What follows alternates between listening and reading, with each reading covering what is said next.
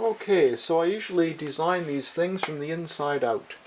And on the inside I want a heating chamber that's 6 inches wide by 9 inches high. And the reason I'm choosing 9 inches in height is because of the dimensions that the kiln bricks come in are 4.5 by 9 by 2.5 inches thick, typically.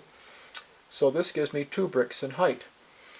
And I'm going to put a row of bricks on the bottom as well. And for the center brick that the hole will be drilled in, I'm going to straggle it across these 2 points a little bit so it'll fit like that. That'll be my 9 inches in the middle here. And I'll just put 2 little end pieces on like that. And below this area will be one of my support rails.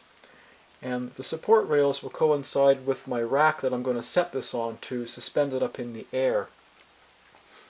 I'm also going to put a couple of inches of fiber insulation on the outsides like that. So if these are 2.5 inches wide, then that's 6, 7, 8, 9, 10, 11, 12, 13, 14, 15 inches is my total width of the unit. And now for the height. If these are 4.5 and 4.5 and 2.5, that gives me 11.5 inches in height, not including the lid. But I'm going to reduce the frame a little bit in size because I'd like the bricks to extend up beyond the finished level of the unit so that the lid fits tightly against the bricks, not against the frame. So I'm going to reduce this down to 11.25. And that will give me this as a result. The frame will come up an end, but the bricks will come up a little bit higher and the lid will fit tight on the bricks. So the lid won't be contacting the other frame part at all.